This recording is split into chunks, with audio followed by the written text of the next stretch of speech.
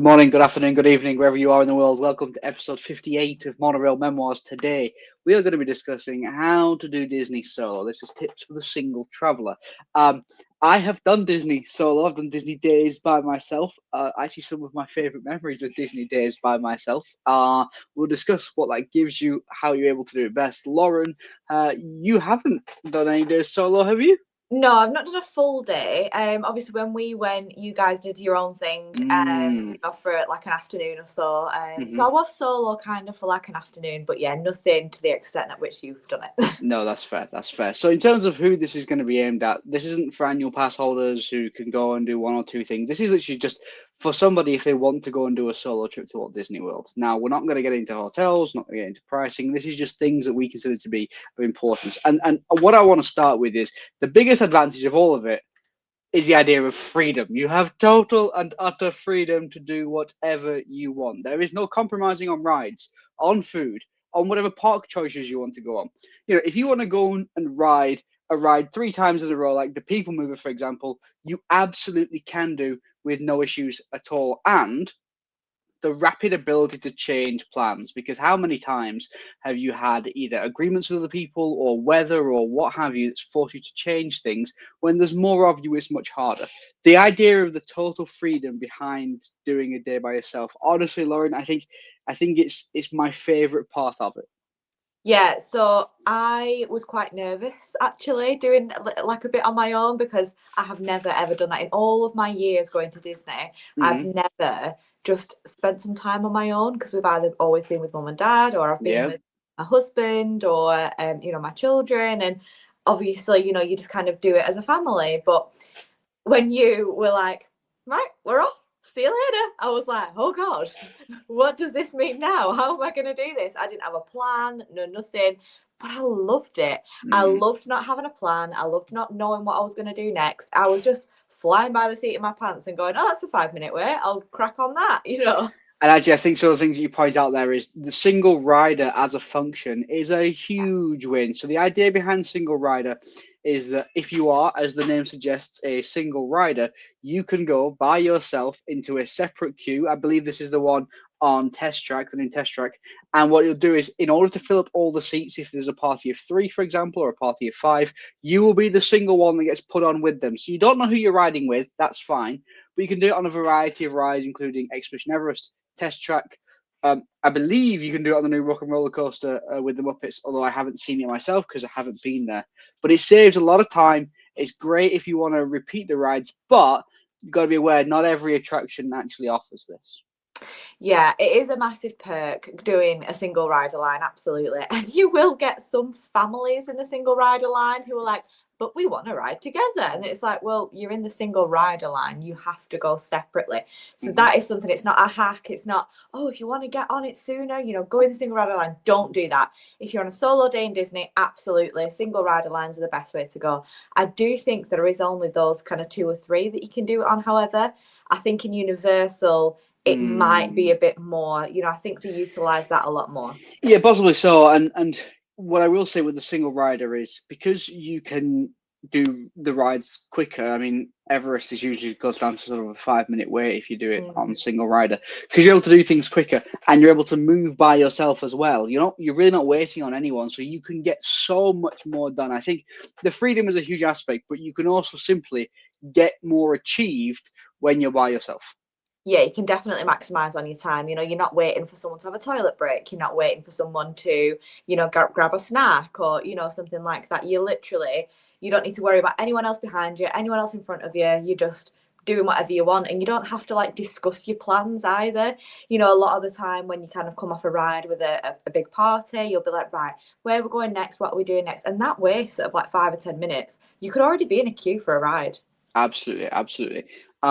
One thing that I do want to cover is Disney dining. So what I've done here is I've indicated everything wrong with the advertising for Disney dining stuff if you're going by yourself, which is every single photo you find online about Disney dining is going to involve a family, usually characters, small children, etc., etc. When that obviously isn't going to apply to you if you're going solo. It just isn't. So I think for me, it's a little bit frustrating, I suppose, because yes, Disney obviously has the whole family aspect and they want to cater to that, but also there is a lot of great solo dining spots as well. I think my favorite one when I go is Baseline Tap House in Hollywood Studios, just near where Muppets Courtyard used to be before the entrance to Galaxy's Edge. That for me, I think is fantastic. The beers there, charcuterie board, Mickey pretzels with the classic cheese dip.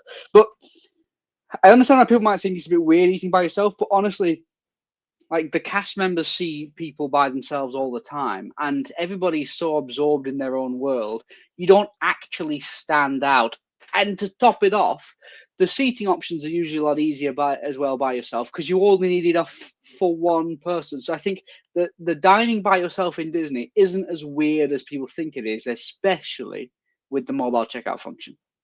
Yeah, definitely. I mean, obviously, quick service is often the way to go. You know, it doesn't really matter if you sat on your own, but I have seen some people do those sit down character dinings on their own. And yeah, you're right.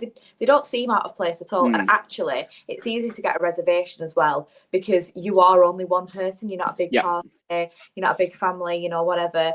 I know that I've seen a few kind of annual pass holders, you know, like Disney vloggers that do it, and they can literally get a reservation for quite a sought after restaurant on the day. Yeah. So that is a massive perk. Agreed. There are some practical tips if you're going by yourself as well. The usual, take an external charger with you to make sure that your phone has got enough battery for the day. Yeah, the usual things of make sure somebody at least knows where you are, and just to make things a little bit easier. And one thing I would say is, and this was something that I was slightly guilty of when I would go by myself, is I tried to maximize every single minute because I was like, I need to go and do this ride and this ride and this ride. Sometimes it is nice just to wander around and enjoy the surroundings that you've got with you. And I also think that leans into the fact that I am biased in this. There's no two ways about it. But if you are going to Walt Disney World from outside of Central Florida, staying on property does give you a significant advantage because you don't have to worry about transportation, etc. And I feel that if you're going to Disney by yourself to go and get the Disney experience, then remove yourself from that every single day to go and stay in a Motel 8 or even a Hilton or a standard hotel. I think that would take away from it. So I would advise if it's within the budget, stay on property. Yeah, I would agree. And similarly with the parking as well. If you're in a big party, you can split that parking fee between you. You know, if you're going with a couple with, you know, like another couple or a family, or even heck, two of you going, you know, it still kind of feels like you're splitting it almost. You know, it's kind of something each instead of just one whole lump. Whereas when you're on your own, you're paying for that parking, and it's $35 now, I think. Yep, $35 a day. So it's that $35 every single day on your own. So you are footing that cost completely, and that feels a lot. That is brutal, isn't it? That is $35 a day. Jeez. Another topic I want to talk about is that when you're by yourself, especially for extended periods of time, look, it can get quite lonely. I don't know if anyone heard that in the background. One of my cats wants out. Henrietta, come and meet the people. Come and meet the people. Come on, little girl. I'm just going to pick her up. She's not a little girl. She's quite a big girl, actually. Say hello to the people. Oh, she said hello to the people. I'm just going to let her out. I'll keep talking whilst I'm at it, though. So the loneliness problem is a bit of a problem. But you know, if you spend a lot of time by yourself, I can understand why it would get to that point. But at the same time, Disney fans are actually surprisingly cheery individuals and will probably talk to you anyway. But also, if you really, really, really don't want to be by yourself, there's loads of social media groups of people who just announce that they're going by themselves to this park on this day. And just, you know, anyone can go and join them and meet new people. It's okay to feel lonely surrounded by all these people, but the reality is that nobody is noticing you. Nobody is clocking that you are by yourself. So I wouldn't worry about it from that sense, but I can imagine, especially if you go for a longer trip, like 2 weeks, I could imagine there will be some times where you're like, this starts to wear a little bit. Yeah, I think one of the magical parts of Disney is sharing it with somebody else. And I feel like, so yeah, I only did an afternoon, but I really feel like that was maybe my limit. You know, I could maybe do a day, but because I share that joy so much with other people, I just think, to do this on my own for a long period of time, a week, 2 weeks, whatever, is a lot. It is a lot. It is. And I understand. It's, it's a lot. A friend of mine quite a few years ago, she went by herself and was kind of lonely by day 10 and 11. And you know what? I get it. I get it. So that is difficult. What I do want to finish off with, though, is the idea of what do we think in each park is best for the solo traveler. Now, starting with the best park, obviously, in EPCOT. For me, and I know that we can probably have the same points, that's not a problem, but for me, like the world, just wandering around the World Showcase is such an opportunity to be able to see different cultures, but also immerse yourself in some of the food and drink, if that is of your interest, in a way that is a slower pace compared to like the rush of Magic Kingdom. I actually think, in my point of view, Epcot is probably the best park for the solo traveler. Yeah, I would agree. I was thinking more along the lines of the kind of food and beverage options. If, say, for example, Food and Wine Festival is on, where they have lots of little booths, you're not kind of waiting on someone else to make their choice. And, I don't really want to go to that booth. I want to go to a different booth, and, all of that sort of thing. You can kind of just mosey around. You can really take it in. You're not on someone else's schedule. You are just looking at the things that you want to look at. If you want to walk around Morocco, which is quite a big pavilion with not a lot there, yeah, just walk around Morocco. Yeah, and because I think it's not just about being by yourself, but also, if you consider that compared to going with children, for example, they're not going to be as interested in slow timing it around some of the more intricate parts of the pavilions that they don't care about, because let's face it, they're in Disney and they want to do rides, and that's completely understandable. But you can, as an adult, afford to take things a little bit slower. And so I personally think Epcot is the best for that. And if there is some sort of festival on, you could spend a whole day just going food booth to food booth. It would be easy. Yeah. If we look at the next that I have on my list, then is Animal Kingdom, and this is in no particular order. Now, Epcot's the best. That's fine. It's the best park. It's the best park for solo travelers as well. But Animal Kingdom, I think what this can do is there's a lot of trails. You think about the Maharaja Jungle Trek. You've got some live entertainment as well as the Parrot Show, for example. I think Animal Kingdom can be done at a slower pace and would allow you the opportunity to look at some of those finer details in a way that when you're being rushed around with a group of people, you probably wouldn't see. Yeah, I think that Animal Kingdom is probably one of the most intricate parks. It's got a lot of design and a lot of reasons behind those different designs. So if you are one to kind of take things at a slower pace, you want to really take everything in, you want to enjoy it in terms of the atmosphere and looking at things and not just going ride. I think that this park is definitely the one to do it in, especially the likes of kind of Pandora. You've got so many different things there that you can look at. There's only 2 rides there, but so much to look at. And I think you can do that a lot when you're on your own. Obviously, if you're going with children, they aren't going to want to walk around and just look at the pretty pictures on the wall. They're going to want to do rides. They're going to want to do the next best thing, I agree entirely. And that's why I would actually say the worst park for being by yourself is Hollywood Studios.